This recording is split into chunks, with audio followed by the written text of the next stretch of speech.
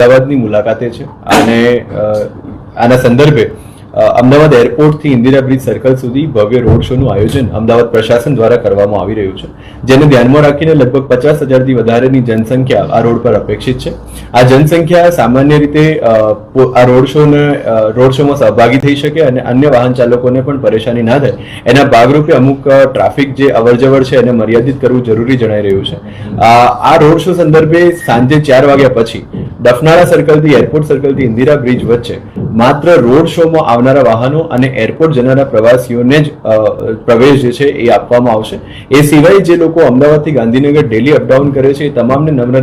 નિવેદન છે કે આ સમયગાળા પૂરતું પોતાની જે અવરજવર છે એ ડફનાળાથી રામેશ્વર થઈ, નરોડા પાટિયા થઈને ચિલોડા સર્કલથી ગાંધીનગર અથવા જે લોકો સુભાષ બ્રિજથી નીકળે છે એમને સુભાષ બ્રિજથી ગિરધરભાઈ ચિમનભાઈ બ્રિજ થઈ, વિસદ સર્કલ થઈ અને તપોવન જુંડાલથી ગાંધીનગર જવા માટે વિનંતી છે. આ સાથે જ આ સમગ્ર રોડને બપોરે 13:00 કલાક પછી નો પાર્કિંગ ઝોન જાહેર કરવામાં આવે છે, જેથી કરીને ત્યાં કોઈ પણ પ્રકારના વાહનોનું પાર્કિંગ જે છે એ પ્રતિબંધિત રહેશે. જે લોકો રોડ શોમાં ભાગ લેવા આવી રહ્યા છે એ બધાને વિનંતી છે કે સાંજે 5 વાગ્યા સુધીમાં આવીને પોતાનું સ્થાન જે છે એ મેળવી લે, જેથી કરીને રોડ શોની વ્યવસ્થા જાળવી શકાય. આ સિવાય જે લોકો એરપોર્ટ જનાર છે અને જેમની ફ્લાઇટ સાંજે 6 વાગ્યાથી રાત્રે 9-10 વાગ્યા સુધી છે એ તમામ લોકોને નમ્ર નિવેદન છે કે પોતાના ઘરેથી 2 કલાક વહેલા નીકળે. આમ છતાં જો એમને ક્યાંય પણ રોકવામાં આવે તો પોતાની ફ્લાઇટની ટિકિટ જે છે એ ત્યાં હાજર પોલીસ જવાનને બતાવશો તો તમને તાત્કાલિક જે છે એ માર્ક કરી આપવામાં આવશે. આ સિવાય અમદાવાદ શહેર પોલીસ ટ્રાફિક પોલીસ દ્વારા જે પણ આયોજન કરવામાં આવી રહ્યા છે અને જે પણ અપડેટ્સ છે